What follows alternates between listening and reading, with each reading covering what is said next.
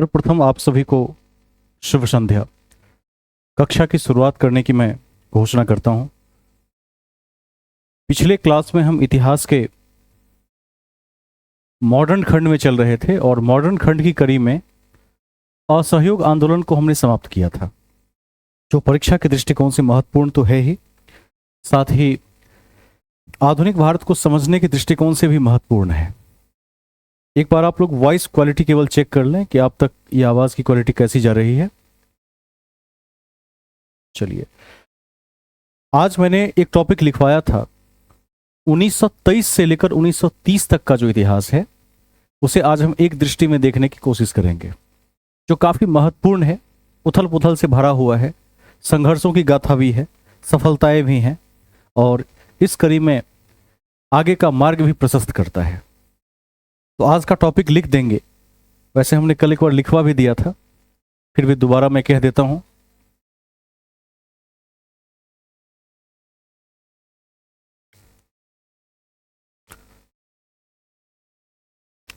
Topic था 1923 से लेकर 1930 तक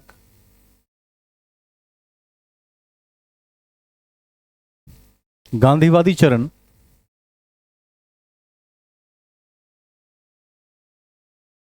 चरण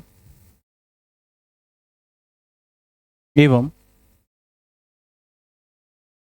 राष्ट्रीय आंदोलन।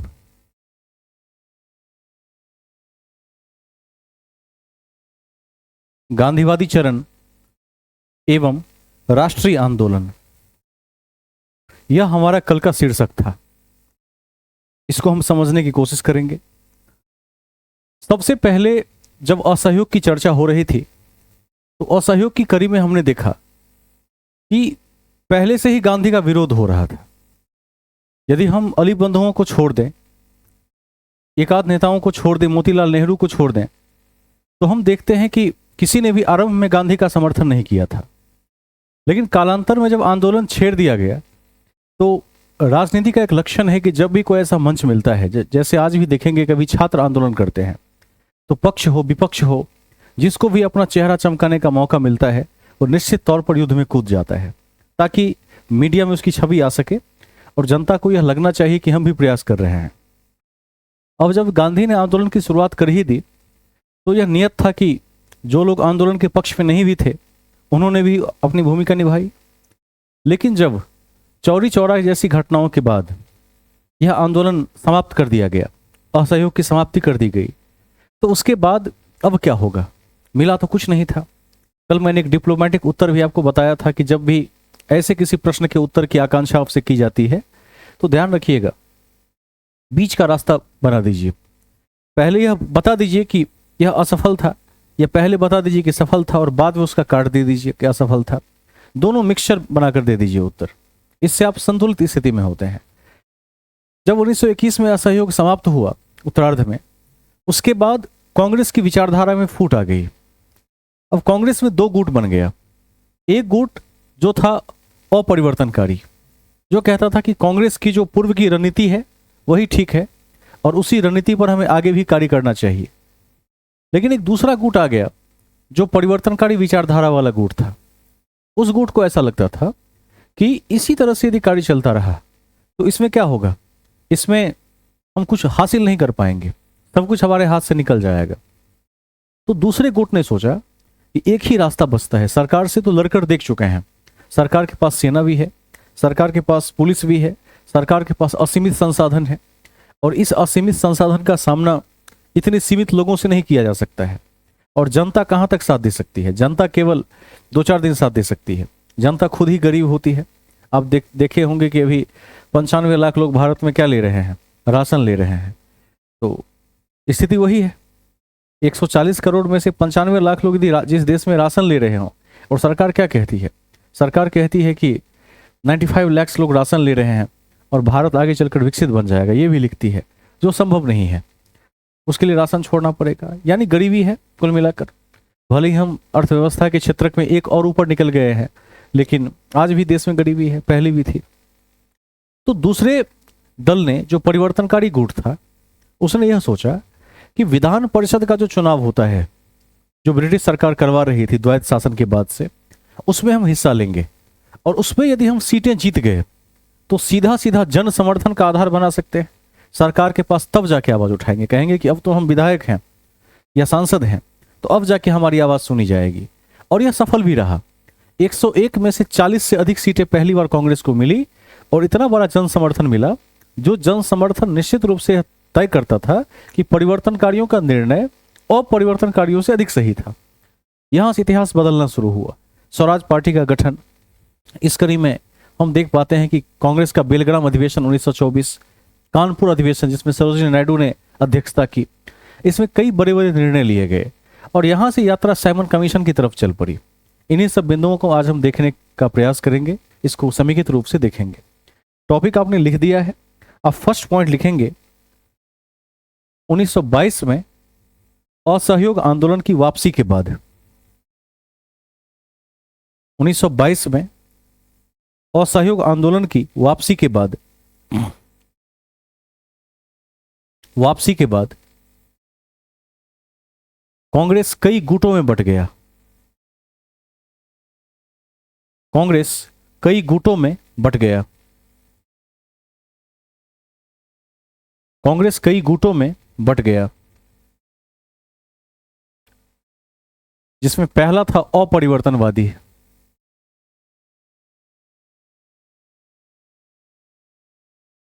अपरिवर्तनवादी कांग्रेस कई गुटों में बट गया। नंबर 1 अपरिवर्तनवादी।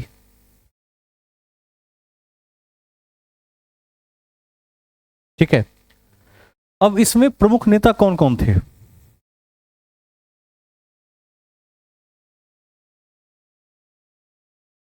तो प्रमुख नेता में 3 नेता का नाम आप लिख सकते हैं। पहले में थे सरदार वल्लभ भाई पटेल, पूरा नाम लिख देंगे आप। एम ए अंसारी, सरदार वल्लभ भाई पटेल, एम ए अंसारी और विट्ठल भाई पटेल।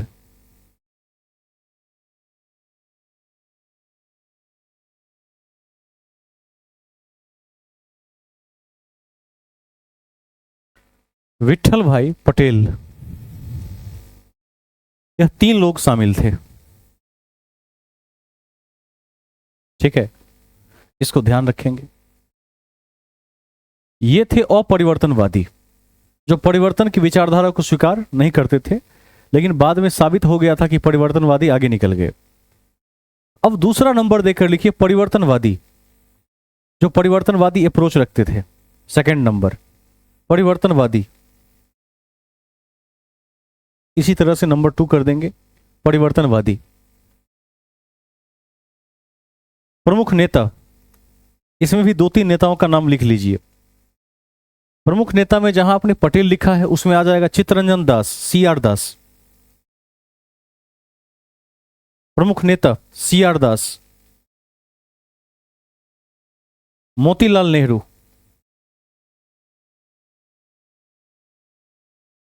थोड़ा संशोधन करवा देते हैं, विट्ठल भाई पटेल को यहां से काट दीजिए, इसमें डॉक्टर राजेंद्र प्रसाद कर दीजिए यहां पर, ये नए वाले में थे, थोड़ा सा संशोधन कर दीजिए, राजेंद्र प्रसाद होंगे इसमें, तीसरे में, इसको संशोधित कर दें, ये पुराने विचारधारा के लोग हैं। ठीक है, पटेल, अंसारी और प्रसाद, 3 को याद रखिए।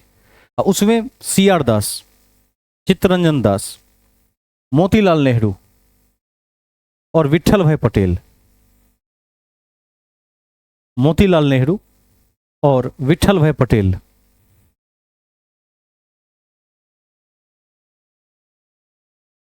विट्ठल भाई पटेल। अब गुट 2 बन गया है, अलग अलग हो गया है। अब इनकी रणनीति की जैसे हमने चर्चा की कि जो परिवर्तनवादी थे उनकी रणनीति स्पष्ट थी कि हम विधान परिषद के चुनाव में हिस्सा लेंगे, और उस चुनाव में यदि हमने सीट जीत लिया तो आंदोलन करने की जरूरत पड़ेगी ही नहीं, क्योंकि अब हम क्या हैं, सत्ता में हैं। सत्ता में प्रवेश करने का रास्ता इन्होंने खोज लिया। तो इसको लिख दीजिए अगले पॉइंट में, परिवर्तनवादी में ही लिखेंगे नंबर 2 में। इनके द्वारा इनके द्वारा विधान परिषद के चुनाव में, इनके द्वारा विधान परिषद के चुनाव में हिस्सा लेकर सरकार में प्रवेश करना, सरकार में प्रवेश करना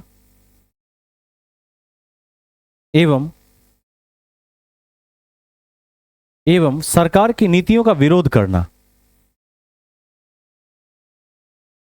एवं सरकार की नीतियों का विरोध करना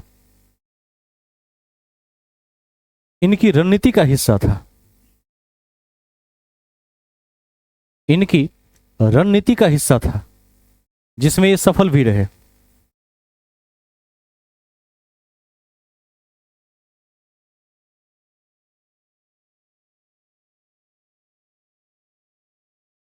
ठीक है,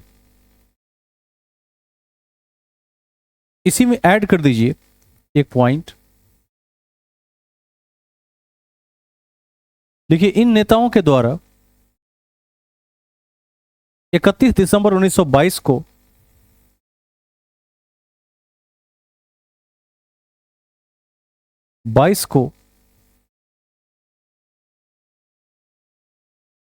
कांग्रेस खिलाफत स्वराज पार्टी की नींव रखी गई।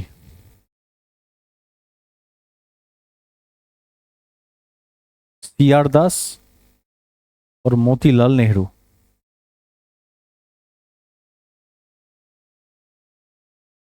कांग्रेस खिलाफत स्वराज पार्टी की नींव रखी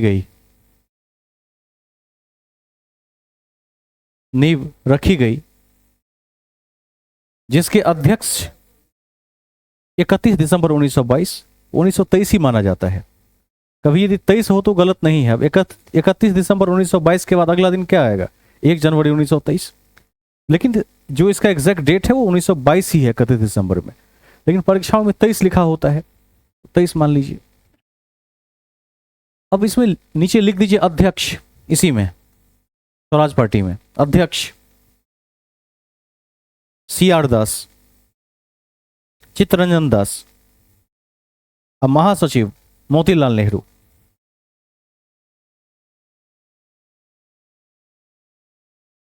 ठीक है,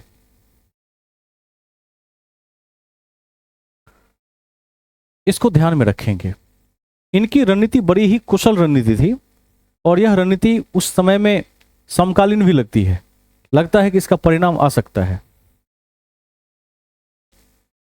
सीआर दास अध्यक्ष और महासचिव मोतीलाल नेहरू, दो ही प्रमुख चेहरे थे इसमें। एक और चेहरे थे इनके सहयोगी विट्ठल भाई पटेल, लेकिन उसको नहीं लिखना है इसमें। संस्थापक में 2 का नाम आपसे पूछा जाएगा। स्वराज पार्टी में यदि 1923 भी पूछ ले तो कोई हर्ज नहीं है, क्योंकि 31 दिसंबर 1922 के बाद 23 से ही उसकी शुरुआत मानी गई है। इसको ध्यान रखिएगा। अब क्या हुआ? केंद्रीय विधान परिषद का चुनाव हुआ, जिसमें 101 सीटों पर चुनाव होना था। और ध्यातव्य है कि 101 सीटों के उस चुनाव में 42 सीटें किसको मिली? नई कांग्रेस की पार्टी को, जो स्वराज पार्टी थी। ठीक है, कांग्रेस खिलाफत स्वराज पार्टी को मिली, जो परिवर्तनवादी विचारधारा रखती थी। अब देखिए, लगभग 50% के आसपास हैं, थोड़े ही पीछे हैं।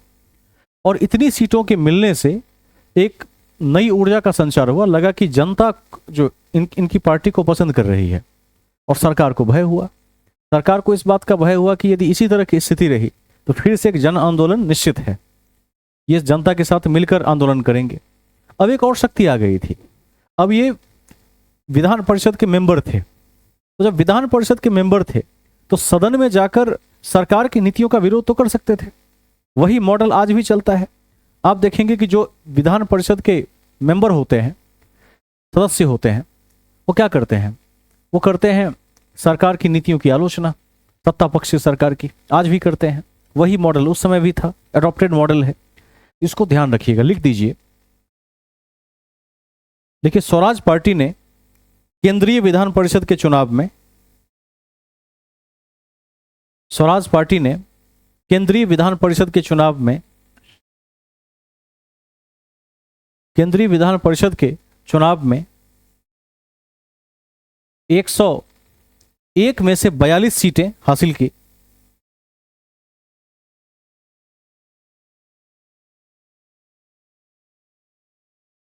हासिल की।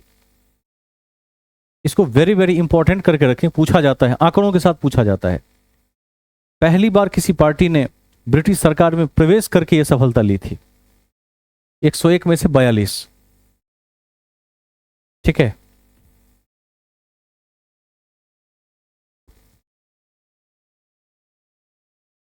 अब एक और बड़ी महत्वपूर्ण घटना हुई 1925 में। जो विट्ठल भाई पटेल थे वो इन्हीं के साथ थे, 3 लोग थे, सीआर, मोतीलाल और विट्ठल भाई एक साथ थे, और 3 बूढ़े लोग एक साथ थे, जिसमें देखेंगे आपकी राजेंद्र प्रसाद अंसारी, ये सब क्या थे, एक साथ थे। ऊपर वाला जो पटेल है वो सरदार वल्लभ भाई पटेल है, उसको ध्यान रखिएगा, नहीं भूलेंगे, वो एक साथ थे। तो अब एक चीज ध्यान देंगे, 1925 में एक घटना हुई, जो केंद्रीय विधान परिषद था उसका नेशनल लेवल का जो अध्यक्ष होता है वह चुना गया विट्ठल भाई पटेल को।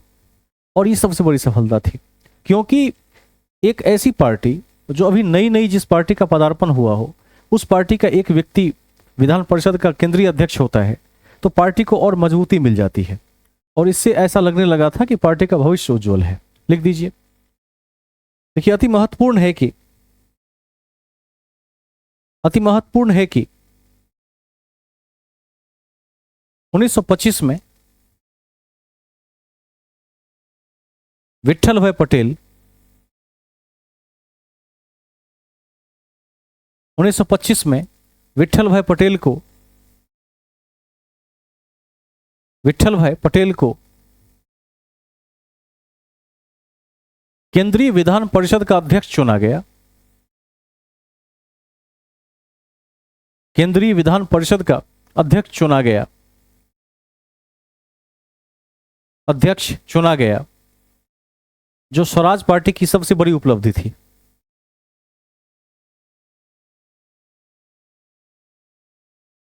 जो स्वराज पार्टी की सबसे बड़ी उपलब्धि थी,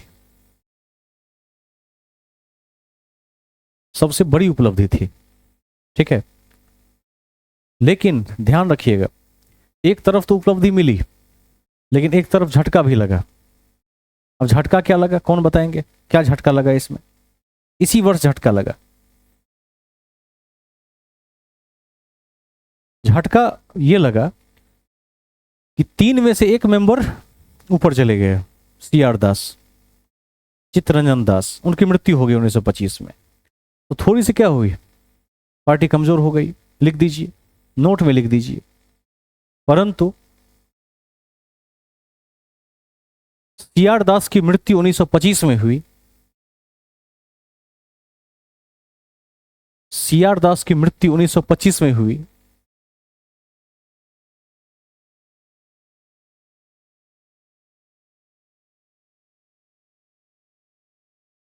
मृत्यु 1925 में हुई, जिससे स्वराज पार्टी को कड़ा झटका लगा।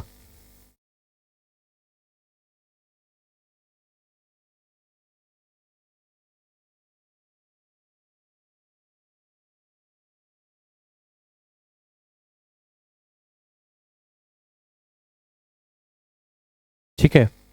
इसी नोट में ऐड करके एक पॉइंट लिख देंगे जो सीआर दास के विषय में है।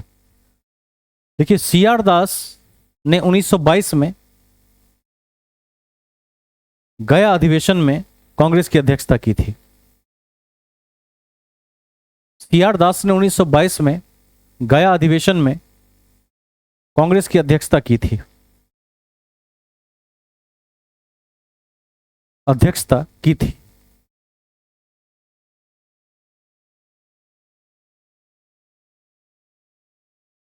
ठीक है। तो अब तक आपने कांग्रेस के 2 विचारधारा को देखा, एक अपरिवर्तनवादी और एक परिवर्तनवादी। अब एक तीसरी विचारधारा का भी अभ्युदय हुआ, जिसे हम कहते हैं प्रत्युत्तरवादी विचारधारा।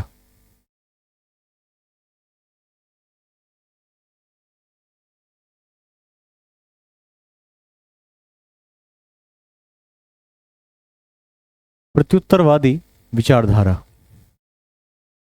इसको पहले समझ लेते हैं। ये क्या था? दो तो आसानी से समझ में आता है, अब ये क्या था? तीन लोग थे इसमें, मदन मोहन मालवीय, लाला लाजपत राय और एनसी केलकर। तीन लोग थे मुख्य रूप से। इसने एक नई विचारधारा को जन्म दिया इन तीनों ने, और कहा कि चूंकि अब हम सरकार में आने लगे हैं, इन्होंने देख लिया था, तो इन्होंने कहा कि यदि सरकार हमारे हितों की रक्षा करेगी तभी हम सरकार के हितों की रक्षा करेंगे, और सरकार ने यदि हमें उपेक्षित किया तो हम भी सरकार की उपेक्षा करेंगे। इस तरह की विचारधारा को जन्म दिया। तो आप लिख सकते हैं, लिखिए, एक नई विचारधारा का सृजन हुआ जिसे प्रत्युत्तरवादी विचारधारा कहते हैं। एक नई विचारधारा का सृजन हुआ जिसे प्रत्युत्तरवादी विचारधारा कहते हैं। प्रत्युत्तरवादी विचारधारा कहते हैं जिसके तीन प्रमुख नेता थे।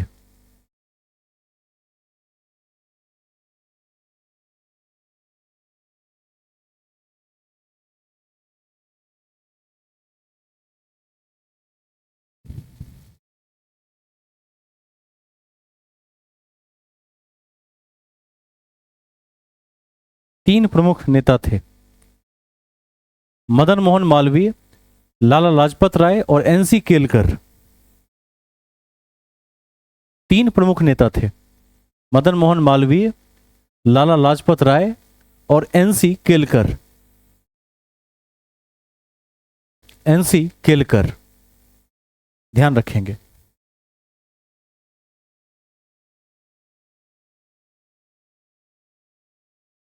इसमें लिख दीजिए,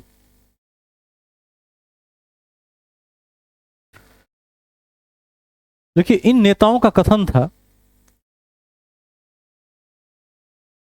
इन नेताओं का कथन था कि यदि सरकार हिंदुओं के हितों की रक्षा करेगी, सरकार हिंदुओं के हितों की रक्षा करेगी तो हम सरकार का समर्थन करेंगे।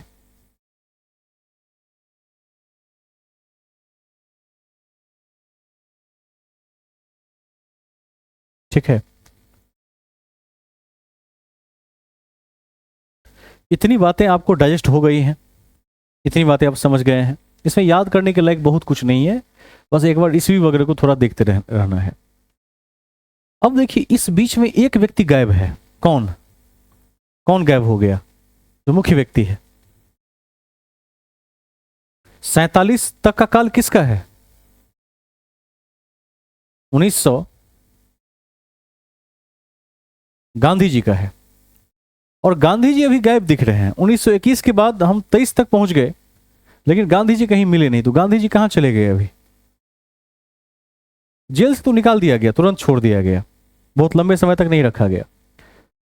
गांधी जी बाहर बैठे हुए हैं, गांधी जी सब देख रहे हैं, और अब गांधी जी सोच रहे हैं कि मैं तो राष्ट्रीय छवि था। चंपारण में जब मैं गया तो देश के लोगों ने पहचान लिया था, खेरा अहमदाबाद में पहचान लिया, रॉबर्ट एक्ट के विरोध में पहचान लिया, असहयोग में पहचान लिया। अब मैं 2 साल से लुप्त हूं। हर नेता को छवि की चिंता हो जाती है, खास करके जब कोई पब्लिक फिगर बन जाता है तो वह व्यक्ति एक ट्रैप में फंस जाता है। इस ट्रैप में कि अब जनता को जैसा चाहिए वैसा यदि आप नहीं दिखाएंगे तो फिर क्या होगा? आपका सूर्यास्त हो जाएगा। यह पब्लिक फिगर बनने का सबसे बड़ा लॉस है। तो अब देखिए गांधी जी ने क्या किया। गांधी जी ने सोचा कि अब पुनः वापसी करते हैं। उस समय में जो हिंदू मुस्लिम के बीच एकता की कमी थी, उस सांप्रदायिक वातावरण को ठीक करने के लिए गांधी जी ने क्या किया? 21 दिन का उपवास रखा। गांधी एक कला जानते हैं, गांधी को यह पता है कि लॉन्च कैसे होते हैं। ठीक है, एक छुपा हुआ व्यक्ति कैसे लॉन्च हो सकता है। अब देखिए इस बीच में गांधी का कोई स्पेस है? कांग्रेस 3 भागों में बट गई है, कोई गांधी को स्वीकार भी नहीं करेगा, क्योंकि सब पहले से नाराज हैं कि इस व्यक्ति ने पहले ही सब गुड़ गोबर कर दिया है। हम लोगों ने कहा था कि असहयोग मत कीजिए, कर दिया। जब फ्लप हो गया तो असहयोग वापसी के लिए राह खोज रहे थे, वो तो गलती से चौड़ी चौड़ा घटना हुई जिससे इन्होंने वापसी कर ली। तो अब गांधी ने सोचा कि कोई वैल्यू नहीं करेगा, तो एक कवि थे, देशभक्त थे, राष्ट्रीय कवि थे और स्वतंत्रता सेनानी भी कह सकते हैं आप, मोहम्मद अली जौहर, मोहम्मद अली के नाम से विख्यात हैं।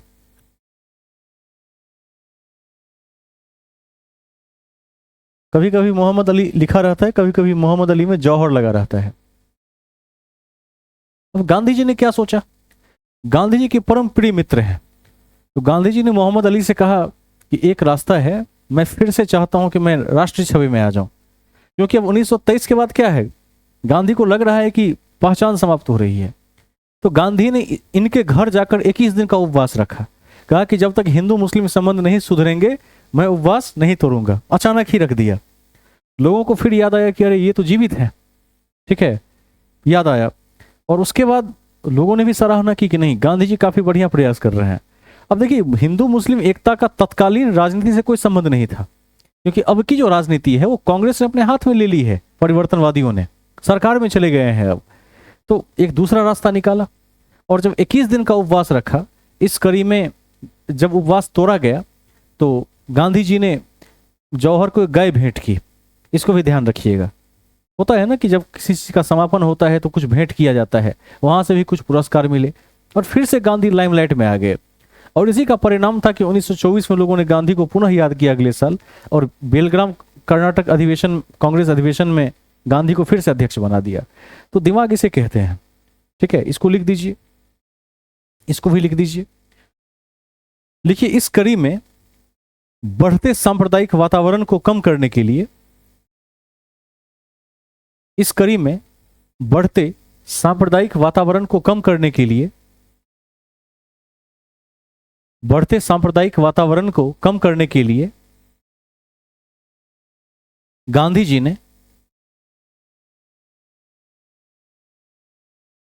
जी ने मोहम्मद अली के घर रुककर 21 दिन का उपवास रखा। गांधी जी ने मोहम्मद अली के घर रुककर 21 दिन का उपवास रखा।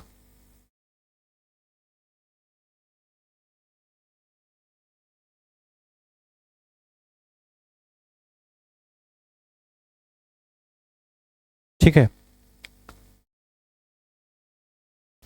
अब देखिए, जैसे ही गांधी आए तो फिर से जो दो अलग अलग दल थे, और मूल कांग्रेस का अपरिवर्तनवादी जो मुख्य कांग्रेस था, जो परिवर्तन की विचारधारा नहीं रखता था, उसको लगा ये परिवर्तनवादी तो आगे निकल गए, स्वराज पार्टी बना लिया इन लोगों ने, कांग्रेस के विरोध में चले गए। तो उन्होंने सोचा कि अब एक ही रास्ता है, वो चेहरा गांधी है। गांधी को यदि अध्यक्ष बना देते हैं तो फिर से बात वापस लौट आएगी और हमारी वैल्यू भी बनी रहेगी। तो ध्यान रखिएगा, इस कड़ी में हुआ क्या कि 1919 में जो एक्ट आया था, रॉलट एक्ट, जिसके संदर्भ में जालियांवाला बाग हत्याकांड हुआ, उसकी समीक्षा के लिए हंटर आया था, जिसको लोगों ने भगा दिया। तब जाकर 1923 में ब्रिटिश सरकार ने एक और कमेटी भेजी, मूडी मैन कमेटी। इसको नहीं भूलेंगे, पूछा जाता है परीक्षा में, मूडी मैन। और इस कमेटी के 3-4 कार्य थे। पहला कार्य तो था कि रॉलट एक्ट की समीक्षा करना, नरसंहार की समीक्षा करना। दूसरा जो एक मुख्य कारण था वह था श्रमिकों और मजदूरों की स्थिति में सुधार करना। तीसरा था दमनात्मक कानूनों को समाप्त करना। और एक और पॉइंट था, कपास पर जो उत्पाद शुल्क लग रहा था उस पर समीक्षा करना। तो जब 4-5 मुद्दे एक साथ एकत्रित हो जाते थे तो ब्रिटिश सरकार की तरफ से एक कमेटी का गठन किया जाता था, जिसका उदाहरण ये है। इसको भी लिखेंगे, लिखिए, 1919 की एक्ट की समीक्षा के लिए, 1919 की एक्ट की समीक्षा के लिए 1923 में मूडीमैन कमेटी की नियुक्ति की गई।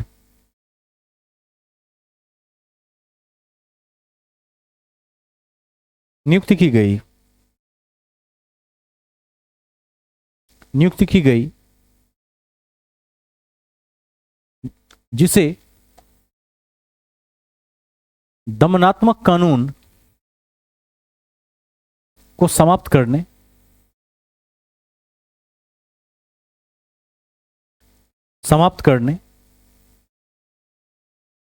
नमक कर की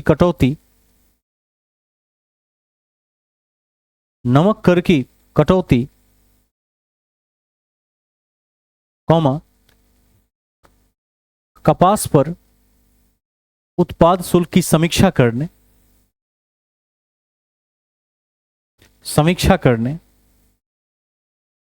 एवं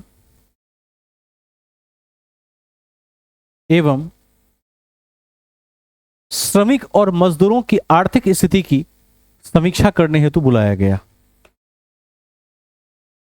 एवं श्रमिकों और मजदूरों की आर्थिक स्थिति की समीक्षा करने हेतु बुलाया गया।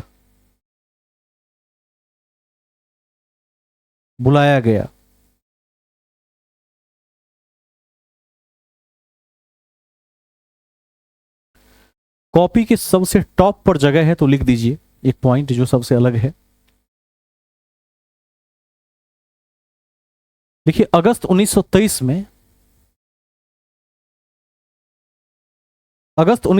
में बनारस में हिंदू महासभा की अध्यक्षता स्वामी श्रद्धानंद ने की थी।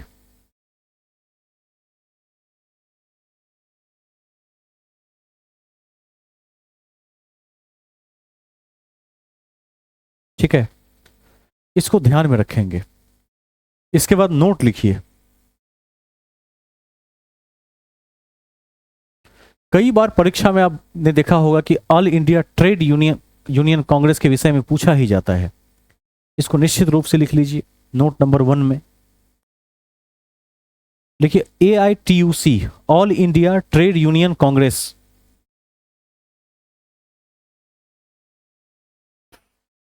All India trade union Congress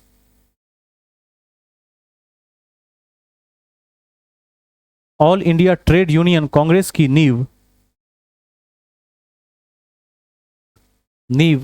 1920 में बंबई में पड़ी। 1920 में बंबई में पड़ी। बंबई में पड़ी। ठीक है, इसमें लिख दीजिए प्रथम अध्यक्ष लाला लाजपत राय। प्रथम अध्यक्ष लाला लाजपत राय और प्रथम महासचिव चमनलाल।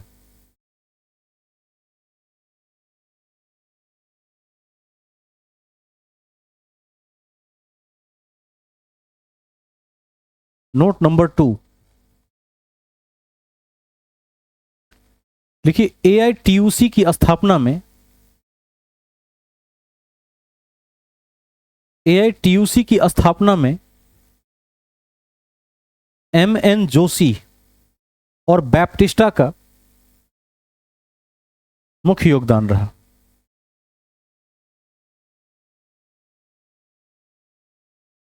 ठीक है, MN जोशी और बैप्टिस्टा का मुख्य योगदान रहा। अब आपने देखा होगा कि बिहार स्पेशल की परीक्षाओं में या केंद्रीय परीक्षाओं में भी अखिल भारतीय किसान सभा के बारे में ना पूछे ऐसा हो ही नहीं सकता है। क्वेश्चन बैंक इन प्रश्नों से भरा हुआ है। इसको भी नोट 3 में यही लिख दीजिए। तीसरा नोट, अखिल भारतीय किसान सभा की स्थापना अखिल भारतीय किसान सभा की स्थापना अप्रैल 1936 में लखनऊ में स्वामी सहजानंद ने किया। लखनऊ में 1936 को याद रखिएगा, स्वामी सहजानंद ने किया। ठीक है, जब भी ऐसी ऐसी बड़ी बड़ी संस्थाओं का नाम याद रखें तो अध्यक्ष और महासचिव को नहीं भूलना चाहिए, और संस्थापक ही अक्सर अध्यक्ष होते हैं। तो यहां भी अध्यक्ष में आप लिख दीजिए स्वामी सहजानंद सरस्वती अध्यक्ष, और महासचिव कौन थे उसमें लिख दीजिए NG रंगा। हाँ, NG रंगा, NG रंगा। ठीक है, इसी नोट में एक और पॉइंट ऐड करेंगे। अखिल भारतीय किसान सभा का दूसरा सत्र फैजपुर में आयोजित हुआ। फैजपुर उत्तर प्रदेश में है। अखिल भारतीय किसान सभा का दूसरा सत्र फैजपुर में आयोजित हुआ, जिसके अध्यक्ष एनजी रंगा थे।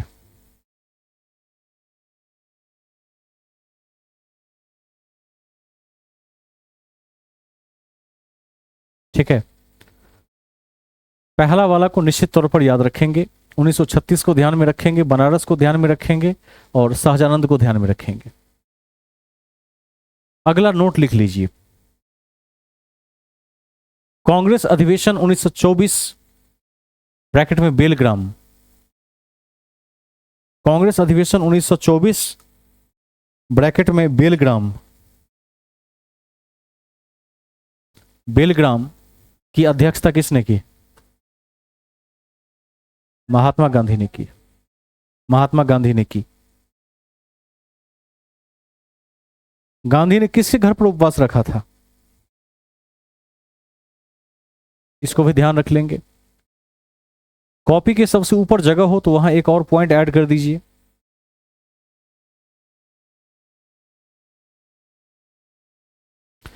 देखिए, एमएन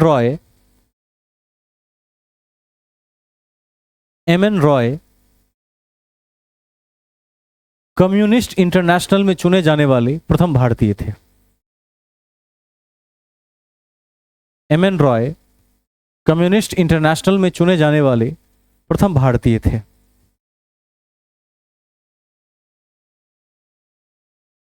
ठीक है, प्रथम भारतीय थे। एमएन रॉय को अंडरलाइन करके रख लेंगे, पूछा ही जाता है। नेक्स्ट नोट, अगला नोट देखिए, कम्युनिस्ट इंटरनेशनल की स्थापना 1919 में, कम्युनिस्ट इंटरनेशनल की स्थापना 1919 में लेनिन ने मॉस्को में किया था। लेनिन ने मॉस्को में किया था।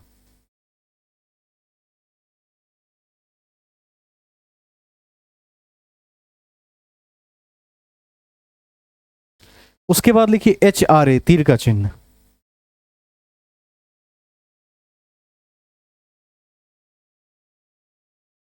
HRA में लिखिए full form, Hindustan Republican association. Hindustan Republican association bracket में 1924।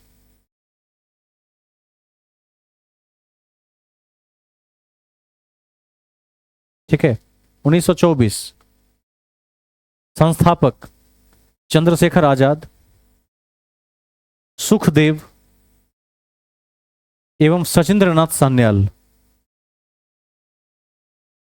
चंद्रशेखर आजाद, सुखदेव एवं सचिंद्रनाथ सान्याल।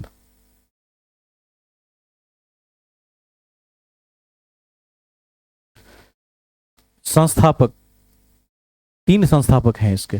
ठीक है, देखिए, चंद्रशेखर आजाद, सुखदेव और सचिंद्रनाथ सान्याल। HRA को याद रखिएगा, 1924।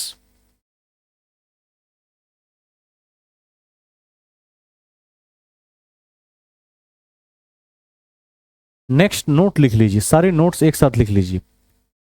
वैसे ये आप सभी को याद भी है। देखिए, भारत कोकिला के नाम से मशहूर सरोजनी नायडू, भारत कोकिला के नाम से मशहूर सरोजनी नायडू, सरोजनी नायडू, सरोजनी नायडू कांग्रेस की प्रथम भारतीय महिला अध्यक्ष थी। कांग्रेस की प्रथम भारतीय महिला अध्यक्ष थी। कब और कहां अभी बताए भी हैं, कौन बताएंगे? तुरंत भूल गए। कानपुर में, वेरी गुड। तेजी में जवाब दे दीजिए। ब्रैकेट में लिख दीजिए कानपुर 1925, बेलग्राम के ठीक बाद। इसको भी याद रखेंगे।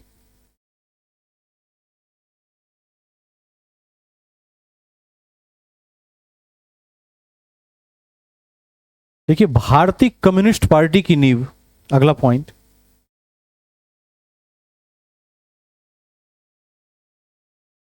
भारतीय कम्युनिस्ट पार्टी की नींव 26 दिसंबर 1925 को कानपुर में एम एन रॉय ने की। कानपुर में एम एन रॉय ने की 26 दिसंबर 1925 को कानपुर में एम एन रॉय ने की।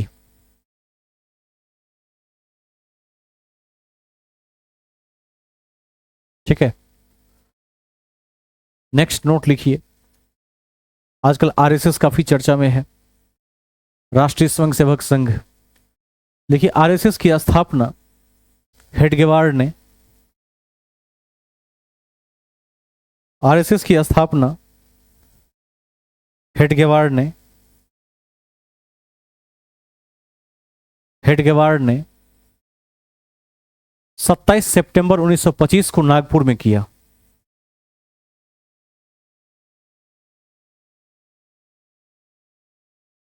नागपुर में किया।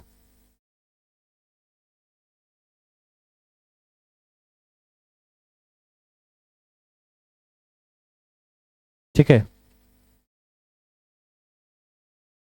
कॉपी के सबसे ऊपर जाकर लिख दीजिए, सबसे टॉप पर। देखिए, 1919 के एक्ट में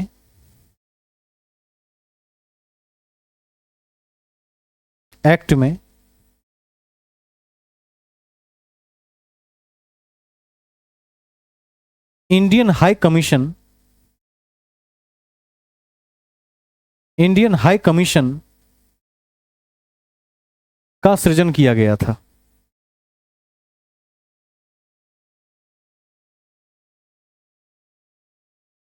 इंडियन हाई कमीशन का सृजन किया गया था।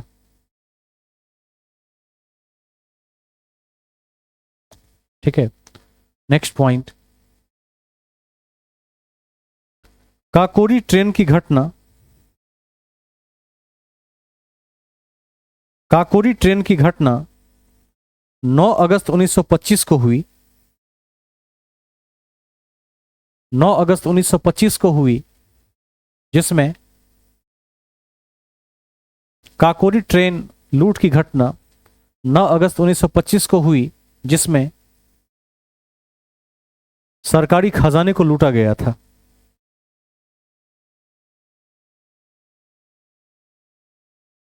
सरकारी खजाने को लूटा गया था,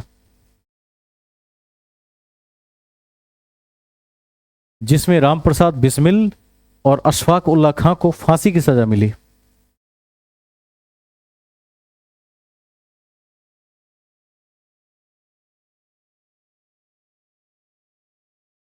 ठीक है, रामप्रसाद बिस्मिल और अशफाक उल्ला खां को फांसी की सजा मिली।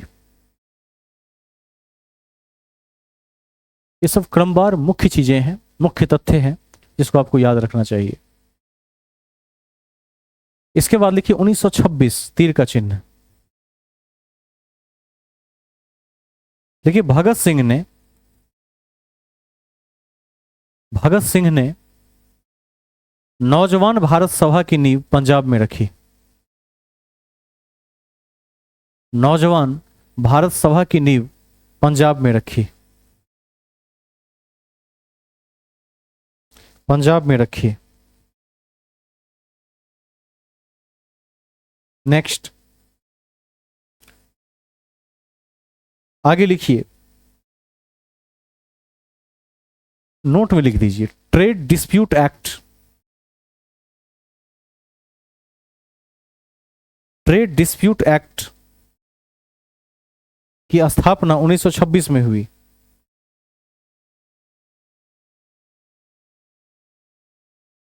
जिसका संशोधित रूप 1929 में आया। जिसका संशोधित रूप 1929 में आया।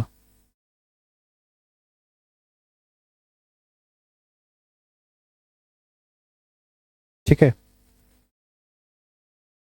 अब लिखिए 1927।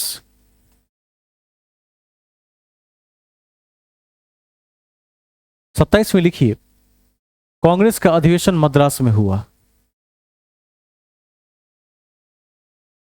कांग्रेस का अधिवेशन मद्रास में हुआ। कांग्रेस का अधिवेशन मद्रास में हुआ, जिसकी अध्यक्षता M.A. अंसारी ने की।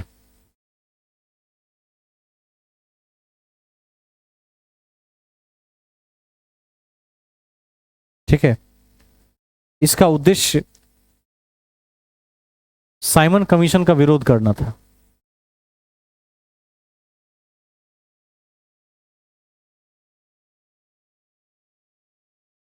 साइमन कमीशन का विरोध करना था। इसी में एक लाइन ऐड कर सकते हैं, ये क्यों आया था वो भी यहां लिख दीजिए, आगे विस्तार में साइमन कमीशन पढ़ा देंगे। उसमें लिख लीजिए, देखिए साइमन कमीशन का गठन, साइमन कमीशन का गठन 1919 के एक्ट के समीक्षा हेतु किया गया था। 1919 के एक्ट के समीक्षा हेतु किया गया था। समीक्षा हेतु किया गया था।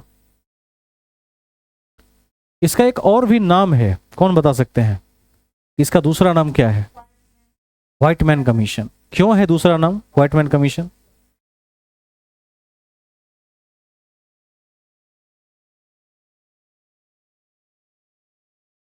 व्हाइटमैन क्यों नाम पड़ा?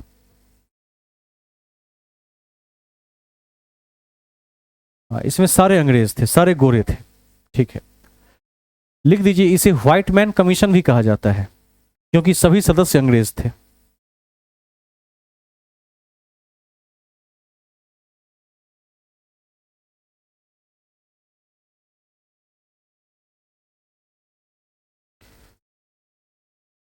ठीक है, व्हाइटमैन कमीशन भी कहा जाता है क्योंकि सभी के सभी 7 सदस्य गोरे थे या अंग्रेज थे। 7 सदस्य ऐड कर दीजिए उसमें।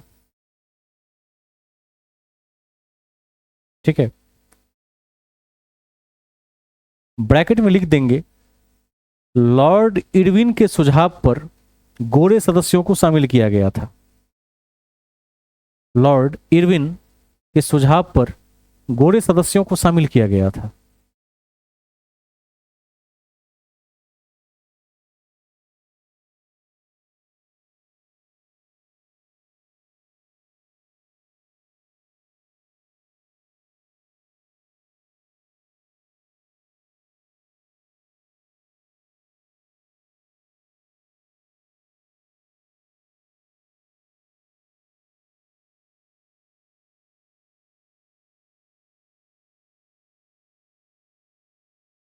इसका एक और नाम था, भारतीय सांविधिक आयोग, Indian statutory commission.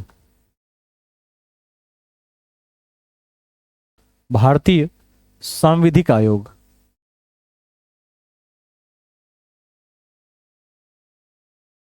Indian statutory commission, अन्य नाम।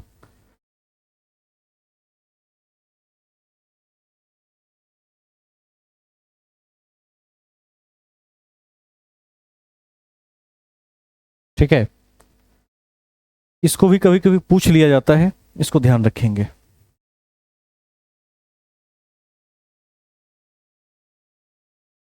एक पॉइंट लिख दीजिए, लखनऊ में इस विद्रोह का नेतृत्व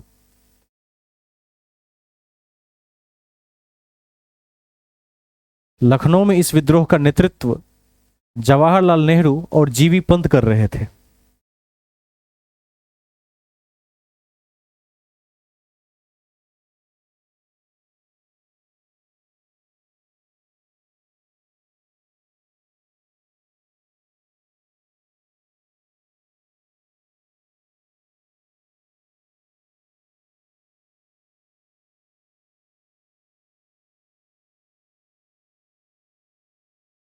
नेक्स्ट पॉइंट देखिए, इस कड़ी में साइमन कमीशन गो बैक का नारा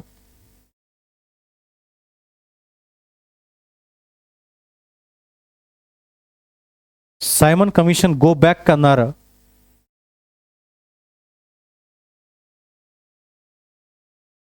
साइमन कमीशन गो बैक का नारा यूसुफ मेहरैली ने दिया था। यूसुफ मेहरैली ने दिया था।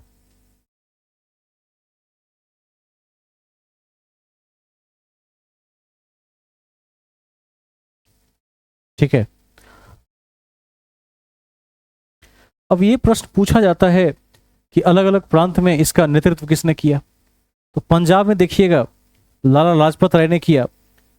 सैंडर्स ने लाठियों से पिटवा कर उनकी हत्या कर दी, इसको भी ध्यान में रखिएगा, लिख दीजिए। लखनऊ में इस विद्रोह का नेतृत्व लाला लाजपत राय ने किया।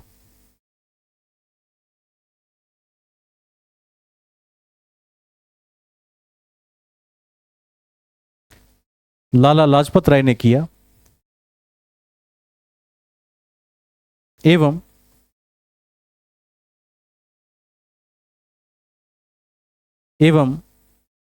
सैंडर्स ने, सैंडर्स एसपी था उस टाइम में, सैंडर्स ने लाठियों से पिटवाकर उनकी हत्या करवा दी।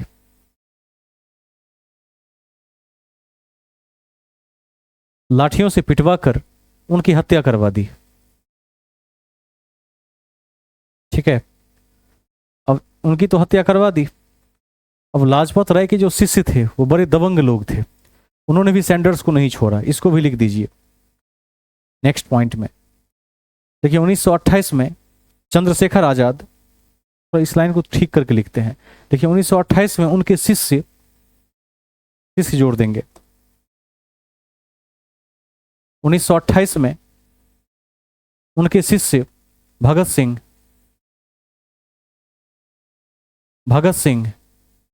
चंद्रशेखर आजाद और राजगुरु ने मिलकर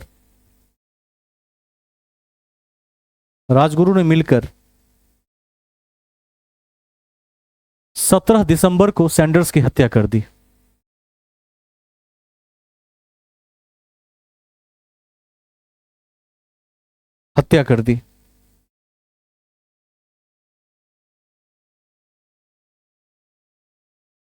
ठीक है। 17 दिसंबर को हत्या कर, उसी साल 1928 में हत्या कर दी, सेम ईयर। नेक्स्ट पॉइंट लिखिए। देखिए इस कड़ी में बटुकेश्वर दत्त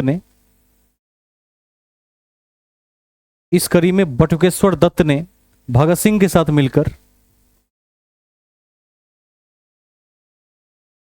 मिलकर 8 अप्रैल 1929 को 8 अप्रैल 1929 को केंद्रीय विधानसभा में बम और कुछ पर्चियां फेंकी।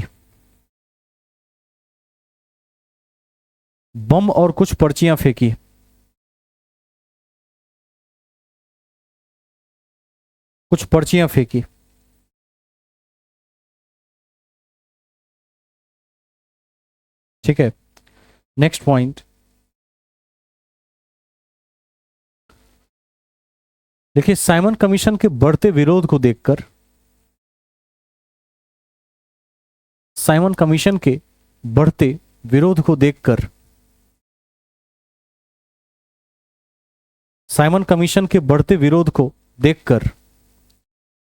तत्कालीन भारत सचिव बर्केन हेड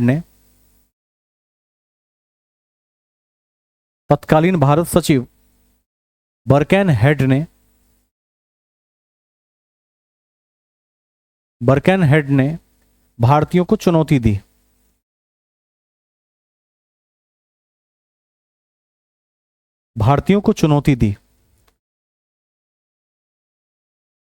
अब जब अंग्रेज चुनौती दे सकते थे तो इस तरफ भी चुनौती स्वीकार करने वाले लोग तैयार थे। मोतीलाल नेहरू ने इस चुनौती को लपक लिया और तुरंत ही एक रिपोर्ट तैयार किया, जिसे इतिहास में नेहरू रिपोर्ट के नाम से जानते हैं, 1928। इसको भी मेंशन कर दीजिए। देखिए मोतीलाल नेहरू ने इस चुनौती को स्वीकार किया।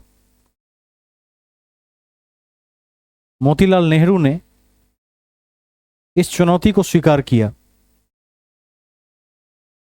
एवं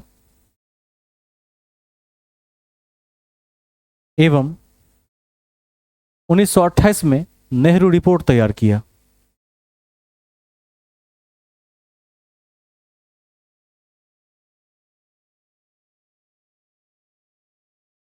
तैयार किया, ब्रैकेट में लिख दीजिए कलकत्ता अधिवेशन 1928। कलकत्ता अधिवेशन 1928, अध्यक्ष डॉक्टर एम ए अंसारी।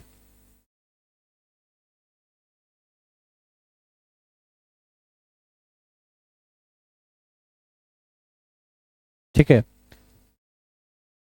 अध्यक्ष एम ए अंसारी। कभी यदि आपसे परीक्षा में पूछ दे कि नेहरू रिपोर्ट कब बनकर तैयार हुआ, कई बार लोग जवाहरलाल नेहरू को टिक कर देते हैं इसमें, जो गलत है। जवाहरलाल नेहरू ने प्रस्ताव पेश किया था संविधान सभा में, वो अलग चीज है, उसको अलग से हम ध्यान रखेंगे। हम लोग 11 दिसंबर 1946 को पेश किया था, उसको ध्यान रखिएगा। लेकिन ये अलग चीज है, मोतीलाल नेहरू ने किया था, और अगस्त 1928 में मोतीलाल नेहरू का रिपोर्ट बनकर तैयार हो गया, इसको भी लिख दीजिए। नेहरू रिपोर्ट अंतिम रूप से अगस्त 1928 में तैयार हुआ। नेहरू रिपोर्ट अंतिम रूप से अगस्त 1928 में तैयार हुआ।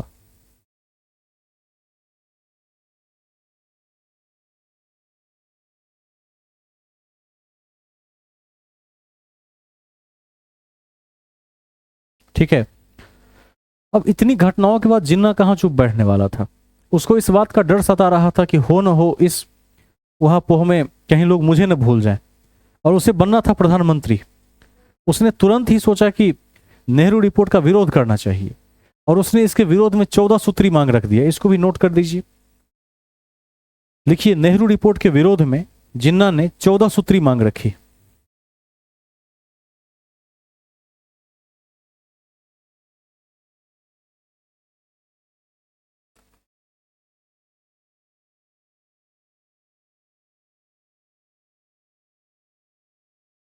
ठीक है, अब एक तथ्य जो महत्वपूर्ण है, एक तरफ तो साइमन कमीशन का विरोध हो रहा था, लेकिन एक तरफ कुछ ऐसे गुट थे जो साइमन कमीशन का समर्थन भी कर रहे थे। समर्थकों को आप अलग से लिख दीजिए, यह भी पूछा जाता है। नोट में लिखिए साइमन कमीशन के समर्थक। साइमन कमीशन के समर्थक।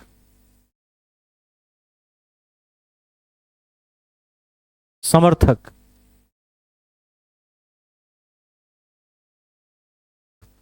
पहला लिखिए unionist party Punjab. Unionist party Punjab. Justice party Madras.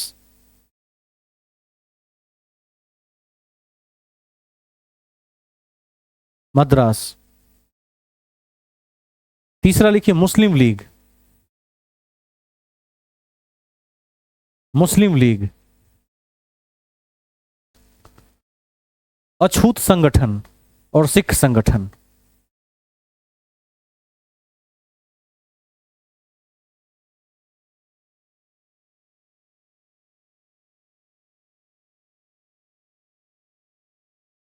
ठीक है, अब ध्यान रखिएगा, जो मोतीलाल नेहरू ने रिपोर्ट पेश किया, उस रिपोर्ट में वही बातें थी जो एक समय में औपनिवेशिक स्वराज की मांग को लेकर तेज बहादुर सप्रू ने कहा और जयकर ने कहा था, वकालत की थी। लेकिन इसका विरोध कर दिया जवाहरलाल नेहरू ने, उनको इसमें कमी लगी। ठीक है, इसको भी लिख दीजिए। लिखिए अगला पॉइंट, औपनिवेशिक स्वराज की मांग। औपनिवेशिक स्वराज की मांग तेज बहादुर सप्रू और जयकर ने किया था। ठीक है, तेज बहादुर सप्रू और जयकर ने किया था। जयकर ने किया था, जिसे मूर्त रूप देने का प्रयास नेहरू रिपोर्ट में किया गया। जिसे मूर्त रूप देने का प्रयास नेहरू रिपोर्ट में किया गया। लेकिन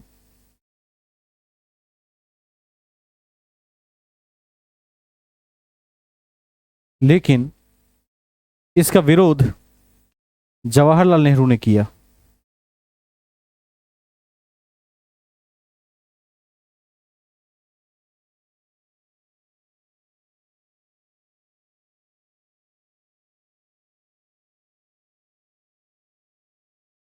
ठीक है, आगे चलते हैं। यदि कभी आपसे पूछे कि नेहरू रिपोर्ट में क्या सब था, तो सबसे पहले था डोमिनियन स्टेट की मांग।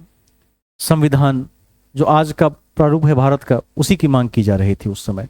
लेकिन उस समय में समय की उपयुक्तता को न देखकर कुछ लोगों ने विरोध किया, कहा कि ये वो उचित समय नहीं है। उस समय के बाद इस तरह के तथ्य की मांग की जानी थी। अभी भारत के साथ अलग चुनौतियां हैं। तो दो गुट थे यहाँ भी, इसको भी ध्यान रखिएगा। कॉपी के सबसे ऊपर लिख दीजिए, इनकलाब जिंदाबाद का नारा भगत सिंह ने दिया। इनकलाब जिंदाबाद का नारा भगत सिंह ने दिया। ऑप्शन में सुभाष चंद्र बोस भी रहता है, जो गलत उत्तर है। इनकलाब जिंदाबाद का नारा भगत सिंह ने दिया। ठीक है, नेक्स्ट, ऊपर में ही लिखिए सबसे टॉप पर। 23 मार्च 1931 को 23 मार्च 1931 को भगत सिंह, सुखदेव और राजगुरु को फांसी दे दी गई। फांसी दे दी गई।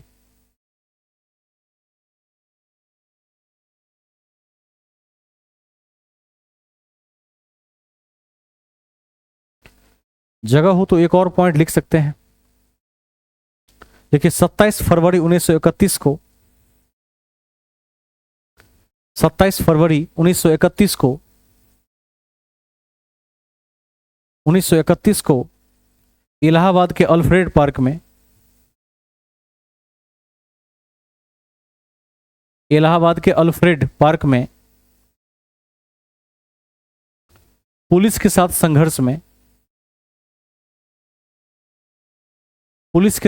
संघर्ष में चंद्रशेखर आजाद वीर गति को प्राप्त हुए।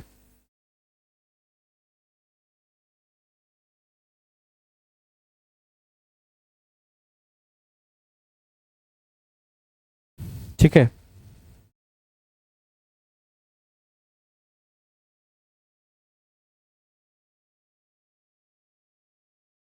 अब चूंकि जवाहरलाल नेहरू मोतीलाल के समर्थन में अभी नहीं थे, उनको लगता था कि अभी और भी ठीक तरीके से मांग रखने की जरूरत थी। तो इन्होंने सुभाष चंद्र के साथ मिलकर इंडिपेंडेंस फॉर इंडिया लीग का गठन 1928 में किया। इसको लिख दीजिए अगले पॉइंट में। लिखिए, जवाहरलाल नेहरू ने सुभाष चंद्र के साथ मिलकर, सुभाष चंद्र बोस के साथ मिलकर, जवाहरलाल नेहरू ने सुभाष चंद्र बोस के साथ मिलकर 1928 में इंडिपेंडेंस फॉर इंडिया लीग का गठन किया।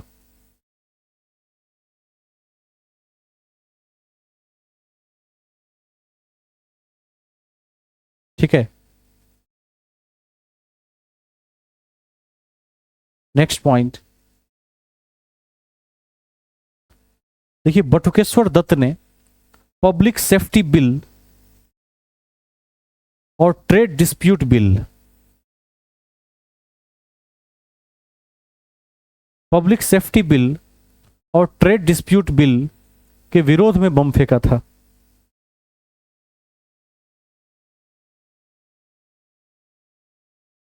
ठीक है, पब्लिक सेफ्टी बिल और ट्रेड डिस्प्यूट बिल के विरोध में बम फेंका था। बम फेंकने की घटना हम लिख चुके हैं अभी कुछ ही देर पहले। ठीक है, स्टार देकर लिखिए अगला पॉइंट। 1928 तीर का चिन्ह, बारदोली किसान आंदोलन। बारदोली किसान आंदोलन, ब्रैकेट में नेता सरदार वल्लभ भाई पटेल, सरदार वल्लभ भाई पटेल।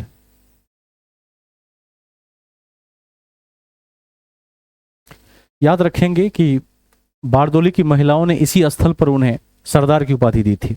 लिख दीजिए। ध्यातव्य है कि बारदोली की महिलाओं ने इसी स्थान पर उन्हें सरदार की उपाधि प्रदान की।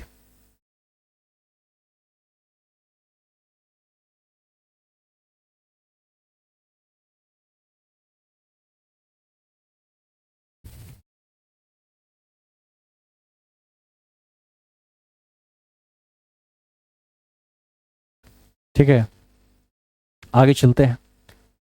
पटेल ने 1922 में शराबबंदी का समर्थन भी किया था, इसको भी याद रखेंगे। पटेल ने 1922 में शराबबंदी का समर्थन भी किया था।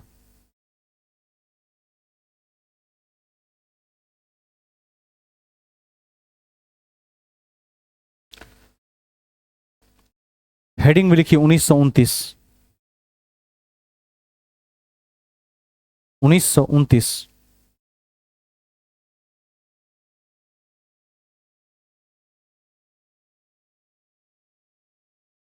लिखिए, कांग्रेस का लाहौर अधिवेशन 1929 में हुआ।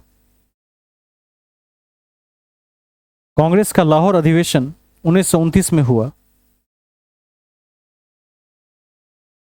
1929 में हुआ, जिसमें नेहरू ने अध्यक्षता की।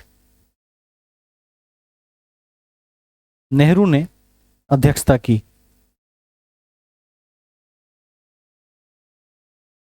ठीक है, नेहरू ने अध्यक्षता की।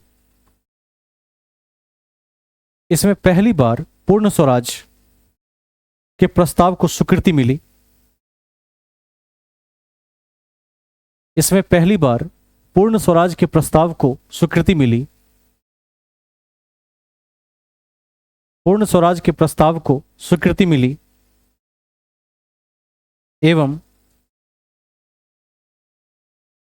एवं सविनय अवज्ञा आंदोलन के प्रस्ताव को स्वीकार किया गया। एवं सविनय अवज्ञा आंदोलन के प्रस्ताव को स्वीकार किया गया।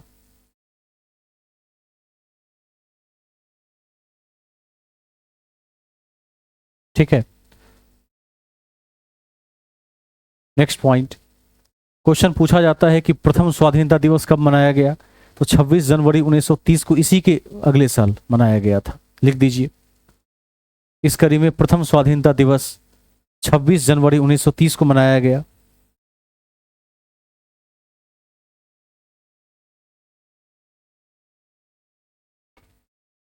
ठीक है, एक बात ध्यान में रखना है कि सविनय अवज्ञा, जहां से नमक आंदोलन शुरू हुआ था, उसके पहले गांधी एक बार 11 सूत्री मांग को लेकर लॉर्ड इरविन के पास गए भी थे, लेकिन वो मांग स्वीकृत नहीं हुई। उसके बाद ही सविनय अवज्ञा के विषय में गांधी ने सोचा। इसको भी लिखेंगे। देखिए, उल्लेखनीय है कि सविनय अवज्ञा के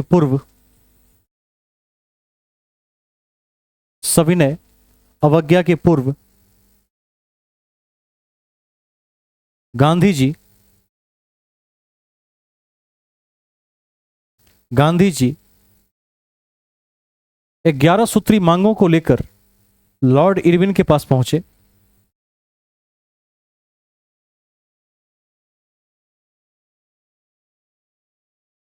जिसे ठुकरा दिया गया।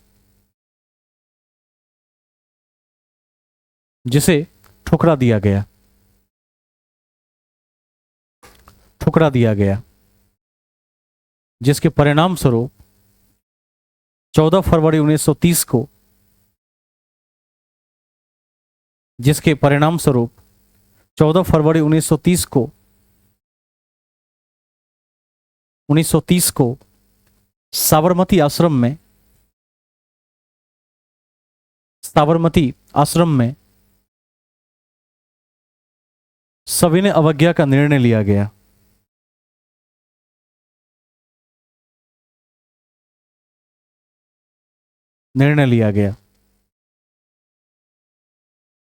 नेक्स्ट पॉइंट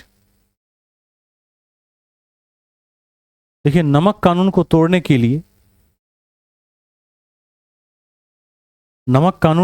के लिए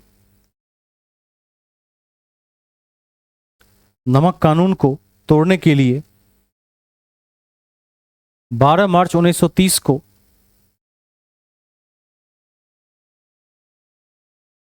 12 मार्च 1930 को साबरमती आश्रम से साबरमती आश्रम से 78 अनुयायियों के साथ 78 अनुयायियों के साथ 78 अनुयायियों के साथ गांधी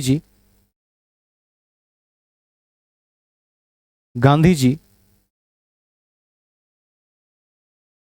दांडी पहुंचे।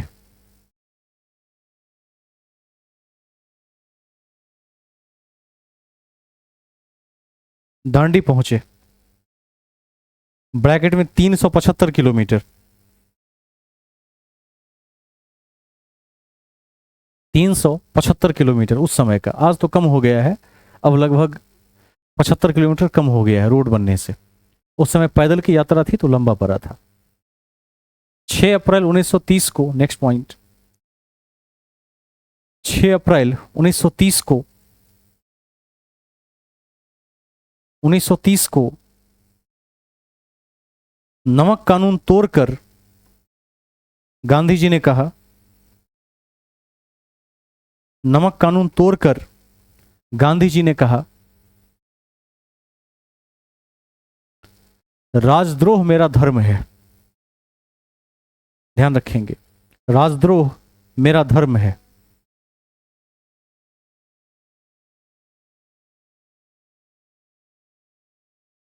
ठीक है, ध्यान रखिएगा। अब गांधी उग्र हो रहे हैं। यदि आप दिल्ली में गांधी संग्रहालय में जाएंगे तो गांधी किस तरह से जेल में बिताया था गांधी ने, वो कंबल आज भी है, वो नाव आज भी है। और जिस गाड़ी में गांधी के शव को 1948 में लाया गया था दिल्ली के बिरला हाउस में, वो गाड़ी आज भी वैसे ही है। इस सब को देखकर आपको डर हो जाएगा। वो जो ट्रक है वहां खड़ा, मिनी ट्रक, वो ट्रक दूसरे ही टाइप का बना हुआ है, वो मॉडल आज मिलता ही नहीं है। जब उसको देखेंगे तो हनक आती है शासन की उसमें से, और वो शासन की हनक बताती है कि उस समय वास्तव में स्थिति कितनी खतरनाक रही होगी, अंग्रेज किस तरह से जनता के साथ ट्रीट करते होंगे। जब राष्ट्रीय स्तर के नेता को छोड़ते नहीं थे तो आम जनता को कौन पूछता है। इसको ध्यान रखिएगा। कभी मौका मिले तो गांधी संग्रहालय और राजघाट के बगल में ही है, जरूर घूमने जाइए। उसमें संग्रहालय में सब कुछ मौजूद है। वो बेंच भी है एक जिस पर गांधी जी बैठकर भाषण दिया करते थे, वो भी आज उसी तरह से रखा हुआ है। सब कुछ उपलब्ध है। गांधी का चश्मा भी है उसमें। ठीक है, आगे चलते हैं। अभ्यर्थी लहूलुहान दिख रहे हैं, लगता है गर्मी अधिक है। एक नोट लिख दीजिए।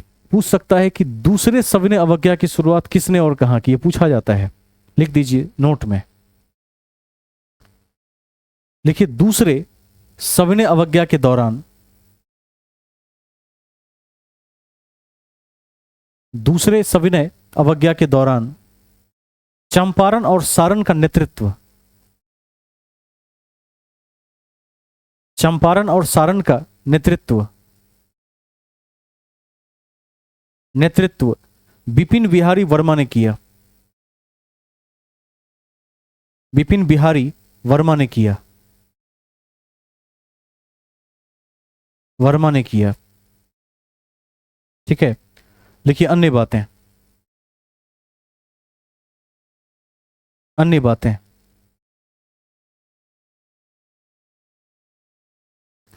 देखिए पहला पॉइंट,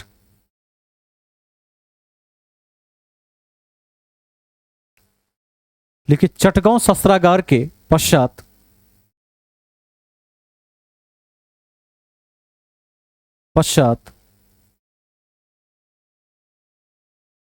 पश्चात भी सूर्यसेन ने अपनी गतिविधि को नहीं छोड़ा।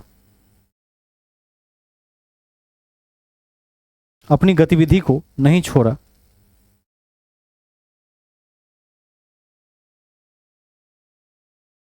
नेक्स्ट पॉइंट,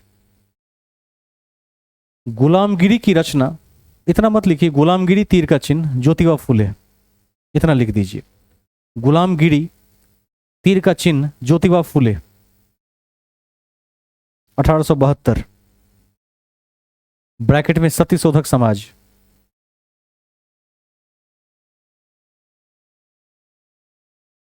ठीक है, ये सब संस्थाएं और संगठन हैं, अन्य बातों में लिखवा देते हैं। अब ध्यान रखिएगा, अंबेडकर दलित के कट्टर समर्थक थे, उनके बारे में भी लिख लीजिए। और उनके टक्कर के कौन थे? बी एन राव थे। बी एन राव ब्राह्मण थे, इसको भी ध्यान रखना है। देखिए संविधान सभा का कितना आश्चर्यजनक मेल है कि एक दलित के सबसे पिछड़े समुदाय के व्यक्ति को और एक समाज के सबसे उच्च समुदाय के व्यक्ति को रखा गया ताकि बहुत अधिक छेड़छाड़ ना हो। इसमें लिख दीजिए अगला, अखिल भारतीय दलित वर्ग की स्थापना, अखिल भारतीय दलित वर्ग की स्थापना फेडरेशन था एक, ध्यान रखिएगा, अंबेडकर ने 1924 में की।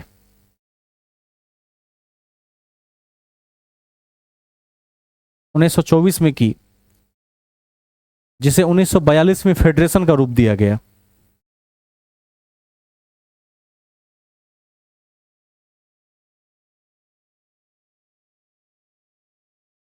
ठीक है, हरिजन पत्रिका महात्मा गांधी।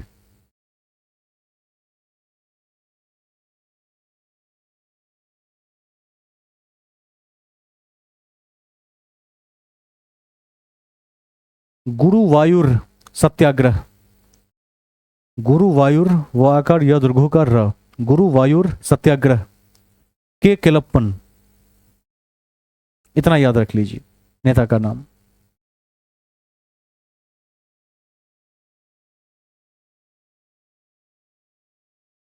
नेक्स्ट, श्री नारायण गुरु, तीर का चिन्ह।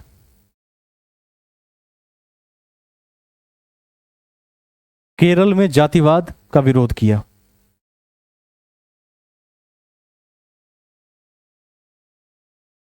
केरल में जातिवाद का विरोध किया।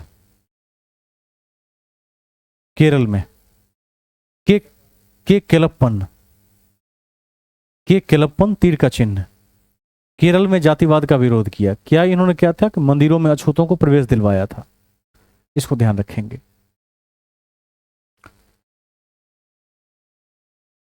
अच्छा, किसने कहा था कि मेरे ऊपर किए गए एक एक लाठियों का प्रहार स्वतंत्रता में ताबूत का कील साबित होगा? लाजपत राय ने कहा था। तो ये याद रह जाएगा कि लिखवाने की आवश्यकता है, याद रख लेंगे, अति चर्चित है। ठीक है, अब उस व्यक्ति पर लाठियां पड़ी तो क्या करेगा, उसने आवेश में आकर ये चीज कह दिया, और हुआ भी बाद में जाकर। वैसे भारत केवल एक कारण से आजाद नहीं हुआ, कई वैश्विक कारण रहे, इसको भी ध्यान रखना है। नेक्स्ट पॉइंट लिख लीजिए, अगला बिंदु लिखिए। 1930 में साइमन कमीशन की रिपोर्ट के आधार पर ही गोलमेज सम्मेलन हुआ। गोलमेज सम्मेलन हुआ।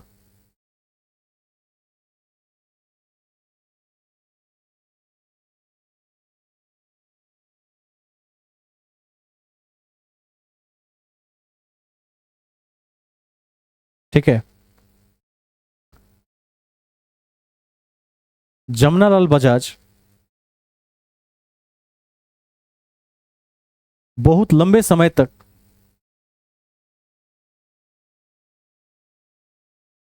एआईसीसी के खजांची रहे।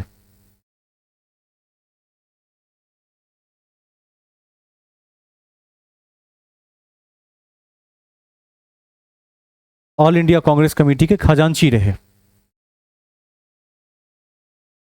खजांची रहे, खजांची समझते हैं क्या होता है? कैशियर। खजांची रहे और 1930 में जेल भी गए। 1930 में जेल भी गए। नेक्स्ट पॉइंट,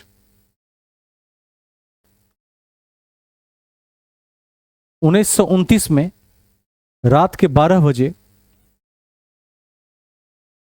1929 में रात्रि के 12 बजे रावी के तट पर, 12 बजे रात्रि में रावी के तट पर जवाहरलाल नेहरू ने तिरंगा फहराया था। तिरंगा फहराया था।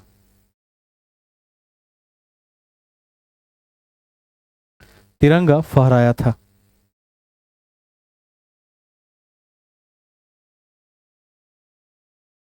नोआखली काल में महात्मा गांधी के सचिव प्यारे लाल थे। नोआखली काल में महात्मा गांधी के सचिव प्यारे लाल थे। प्यारे लाल थे।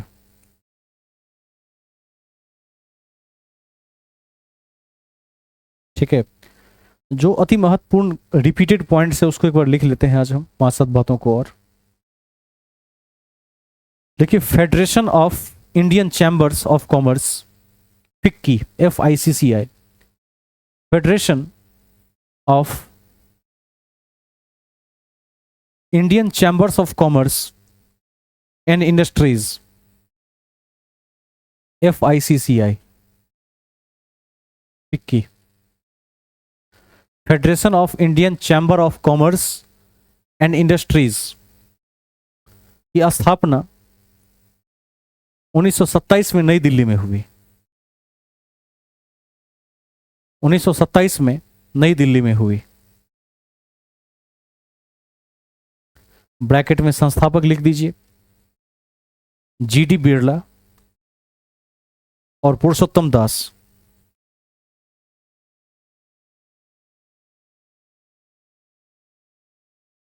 एक बार BPSC ने क्वेश्चन पूछा था कि इनमें से किन दो संस्थाओं का की स्थापना सेम ईयर में हुई, एक ही वर्ष में हुई। तो याद रखेंगे कि RSS और भारतीय कम्युनिस्ट पार्टी दोनों 1925 में बने हैं। ठीक है, इसको भी लिख दीजिए, RSS की स्थापना 1925 और भारतीय कम्युनिस्ट पार्टी की स्थापना 1925।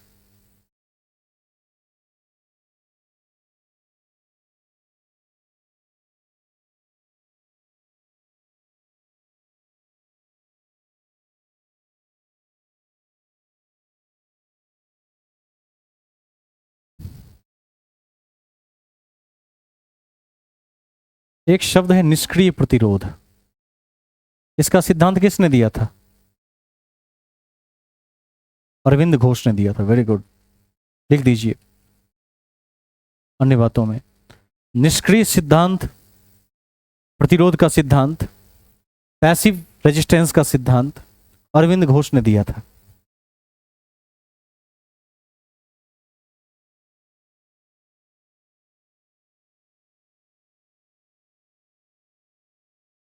अरविंद घोष ने दिया था। नेक्स्ट पॉइंट, एक आध बातें और लिख लीजिए। राजकोट सत्याग्रह में गांधी जी ने प्रत्यक्ष रूप से भाग नहीं लिया था।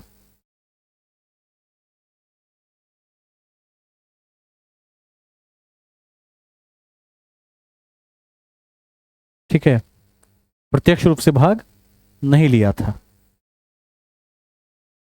एक लास्ट पॉइंट आज लिखवा देते हैं, अभी लिखवा भी दिए हैं, मूल बातों में आप लोग जवाब भी देंगे।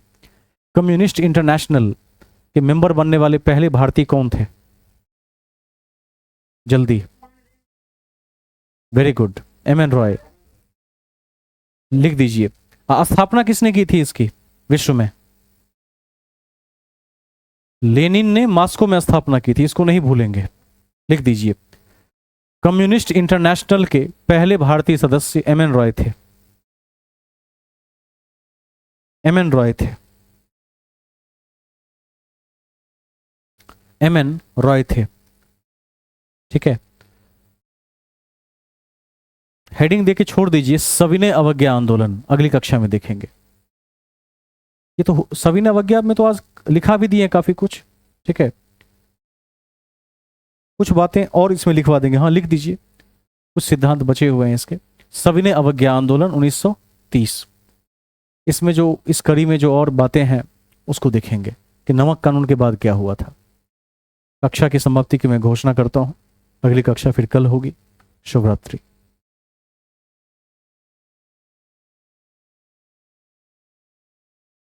शुभ रात्रि।